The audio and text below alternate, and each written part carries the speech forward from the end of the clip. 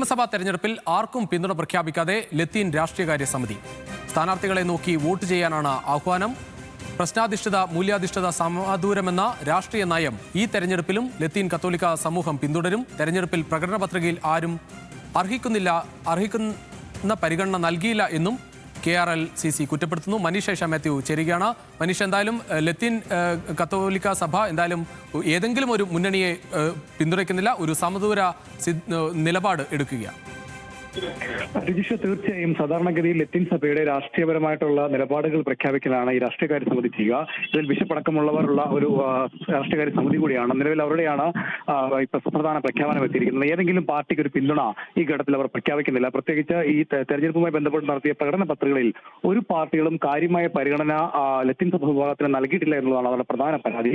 അതുകൊണ്ട് തന്നെ ഏതെങ്കിലും ഒരു രാഷ്ട്രീയ കക്ഷിയോടൊപ്പം നിൽക്കുന്ന കാര്യം ആലോചിക്കുന്നില്ല. മറിച്ച് ഈ ജനാധിപത്യത്തെ നിലനിർത്തുന്നതിന് വേണ്ടി എല്ലാവരും വോട്ട് ചെയ്യണമെന്ന ആഹ്വാനം. അതിനോടൊപ്പം തന്നെ മണ്ഡലത്തിന്റെ സാമൂഹ്യ മണ്ഡലങ്ങളോട് പരിഗണിച്ച് ആരാണ് സ്ഥാനാർത്ഥി എന്നതിനെ അടിസ്ഥാനമാക്കി സ്വയം തീരുമാനിച്ച് വോട്ട് ചെയ്യുക എന്നൊരു നിലപാടാണ് നിലവിൽ ഇപ്പോൾ ലത്തീൻ സഭയുടെ ഭാഗത്തുനിന്ന് ഉണ്ടായിരിക്കുന്നത്. എന്തായാലും അതൊരു ഈ തെരഞ്ഞെടുപ്പ് സംബന്ധിച്ചിടത്തോളം അതൊരു പ്രധാനമായ നിലപാടാണ്.